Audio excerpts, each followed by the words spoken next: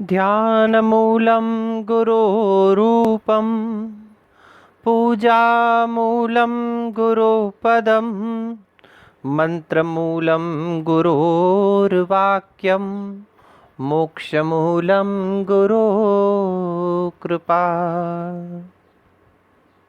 कल के व्याख्यान में हमने देखा किस प्रकार से रत्नाकर डाकू आदि कवि वाल्मीकि बने और महर्षि वाल्मीकि ने, जिनको महापुरुषों ने अवतारी दुराचारी की संज्ञा तक दी थी, वैसे महापुरुष बनकर के, महर्षि बनकर के, और उन्होंने किस प्रकार से रामायण की रचना की। पर ध्यान दीजिएगा, रामायण की रचना तो की, लेकिन राम के जन्म से पूर्व रामायण की रचना की। न केवल संस्कृत साहित्य, विश्व के किसी भी भाषा के साहित्य में ऐसा कोई उदाहरण नहीं मिलता है कि किसी पात्र के जन्म से पूर्व उसके जीवन के ऊपर कोई ग्रंथ, कोई काव्य, कोई महाकाव्य लिख दिया गया हो। तो रामायण की रचना राम के जन्म से पूर्व ही महर्षि वाल्मीकि ने कर दी थी, ऐसा साहित्यकारों का, विद्वानों का मानना है। इन दोनों व्याख्यानों को सुनकर के कल चित्तौड़ से एक संस्कृत के अध्यापक नरेश देशबंधु जी का फोन आया। उन्होंने एक प्रश्न किया कि रामायण क्या है। बड़ा सुंदर प्रश्न है, दिखने में हमें लगता है रामायण एक महाकाव्य है, एक ग्रंथ है, आदि काव्य है, लेकिन वस्तुतः रामायण है क्या? प्रश्न का उत्तर जो मुझे समझ में आया उस पर आज हम चर्चा करेंगे। मैंने उत्तर दिया, राम से श्री राम बनने की कथा ही रामायण है। राम से श्री राम तक चलने की जो यात्रा है, जो सफर है, वस्तुतः वही रामायण है, राम का मार्ग है। कैसे? आज राजमहल में राम के राज्याभिषेक की तैयारी हो रही है कि कल राम को राजा बनाया जाएगा। सुबह जैसे ही राम उठते हैं, संदेश मिलता है कि पिताश्री आपको बुला रहे हैं, और ज्ञात होता है वहां जाने पर कि आपको वनवास दिया जा रहा है। राज्याभिषेक होना तो दूर की बात, राजा बनना भी दूर की बात, राजमहल में एक साधारण राजकुमार में रहना दूर की बात, आपको वनवास दिया जा रहा है। यहां तक सीमित नहीं, वनवास कितने दिन का? 2-4 महीने का नहीं, 14 वर्ष का वनवास दिया गया। साथ में शर्त जोड़ दी गई कि आपको सन्यासी का रूप धारण करके वनवासी रहना है।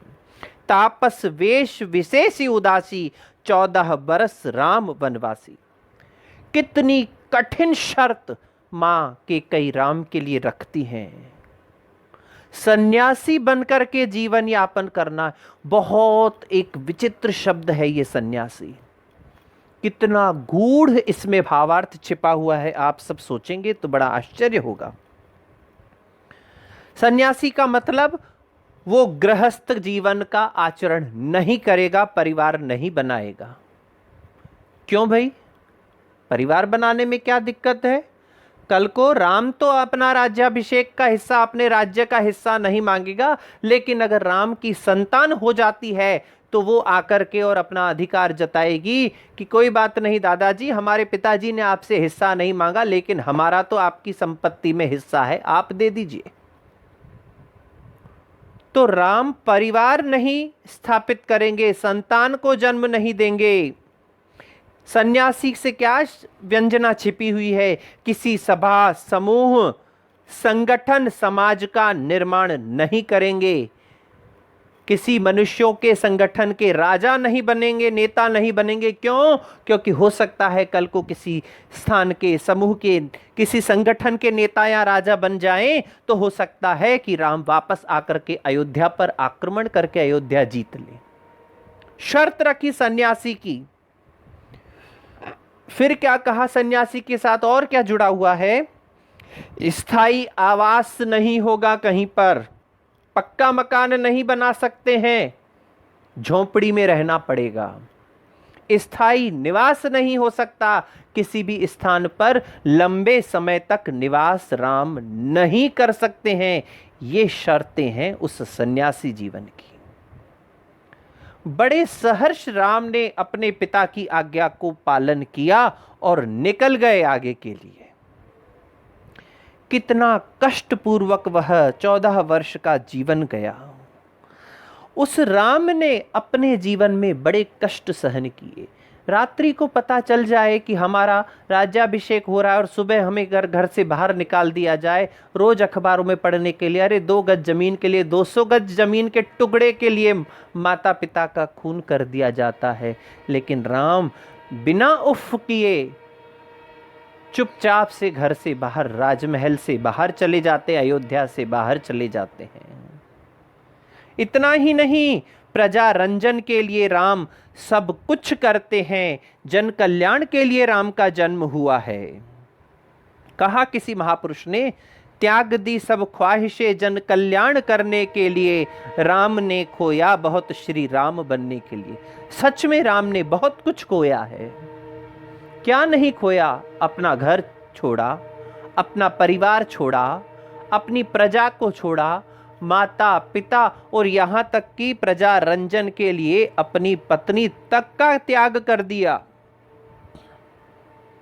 प्रजा रंजन के लिए क्या नहीं किया? एक तरफ रावण है जो दूसरे की पत्नी का हरण करता है और दूसरी तरफ राम है जो जन के आराधन के लिए, संसार के कल्याण के लिए, जनता को प्रसन्न करने के लिए अपनी पत्नी तक का भी त्याग कर देते हैं। कई लोग इस विषय पर बड़ी आपत्तियां उठाते हैं, राम के ऊपर प्रश्न चिन्ह लगाते हैं कि राम ने अपनी पत्नी का त्याग कर दिया। हमारे शास्त्र कहते हैं, त्यजेत एकम कुलस्यार्थे ग्रामस्यार्थे कुलम त्यजेत ग्रामम त्यजेत जनपदस्यार्थे। यानी एक व्यक्ति जो है वो अपने हित का, अपने अर्थ का त्याग पूरे परिवार के लिए करे और ग्राम के कल्याण के लिए अपने कुल का त्याग करे और जनपद के कल्याण के लिए कुल का त्याग करे, ग्राम का त्याग करे और देश के, राष्ट्र के, समाज के कल्याण के लिए जनपद का के अर्थ का, प्रयोजन का भी त्याग कर देना चाहिए। राम ने वही किया है।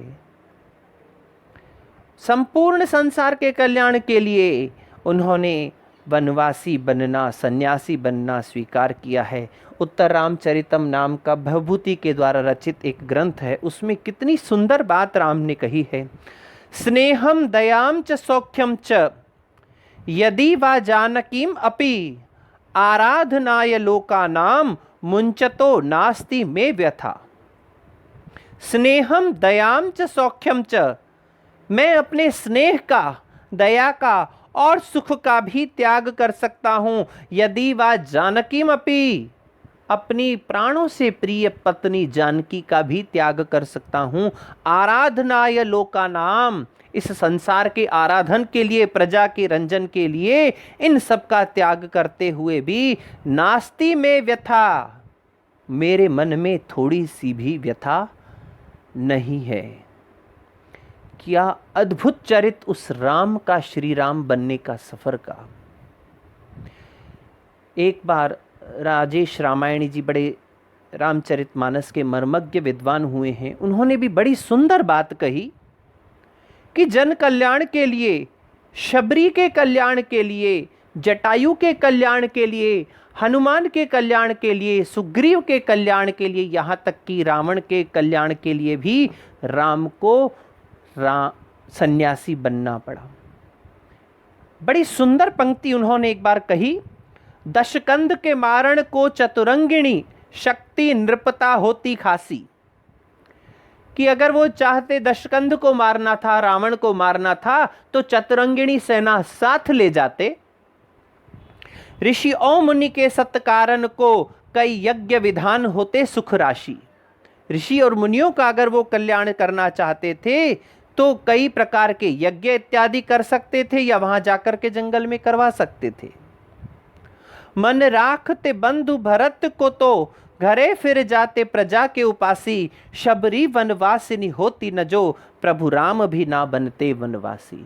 अगर शबरी वनवासी नहीं होती तो राम भी वनवासी नहीं होते। कितनी सुंदर बात कही।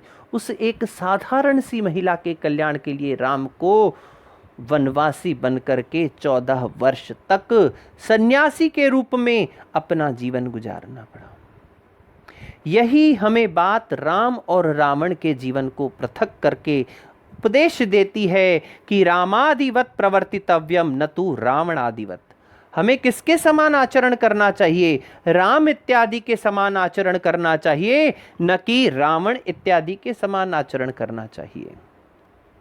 कल एक प्रश्न और आया मेरे पास, शशांक कछावा जी ने पूछा कि ये राम कथा में आखिर हमें राम के ही समान आचरण क्यों करना है, और ये इतनी बड़ी कथा में राम के समान आचरण करना है, रावण के समान नहीं, इतनी बड़ी लाइन लिखने की ज़रूरत क्या थी?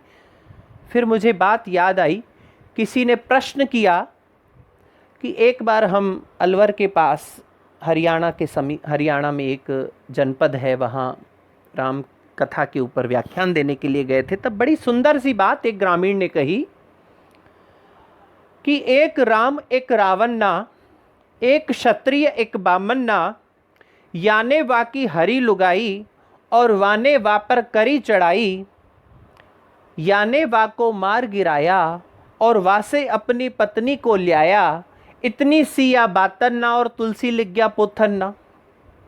बड़ी सुंदर बात कि एक राम है, एक रावण है, एक क्षत्रिय है और एक ब्राह्मण है।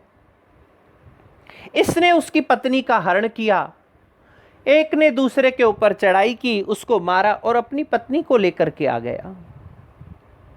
बात तनिक बात सी बातन ना और तुलसी लिख गया पोथन ना। बहुत छोटी सी बात है, 2 लाइनों की बात है, उसमें हमें तुलसी जी, वाल्मीकि जी ने 24,000 श्लोक का रामायण लिख दिया और तुलसीदास जी रामचरितमानस लगभग 600-700 पृष्ठों की रामचरितमानस लिख गए। आखिर ऐसा क्यों? बड़ा सुंदर सा काव्य प्रकाश में इसका वर्णन किया गया है। रामादिवत प्रवर्तितव्यम न तु रावणादिवत। केवल इन 4 पंक्तियों की रामायण सुनने से हमें यह ज्ञात नहीं होता है कि हमें राम के समान आचरण करना चाहिए या रावण के समान आचरण करना चाहिए। किस प्रकार से हमें राम के समान आचरण करना चाहिए और किस प्रकार से हमें रावण के समान आचरण नहीं करना चाहिए, यह बात सुनने के लिए आप सब लोग उत्सुक होंगे, लेकिन इस बात को हम कल के व्याख्यान में स्पष्ट करेंगे। आज के लिए ही इतना कहकर अपनी वाणी को विराम देना चाहूँगा। ओम शम।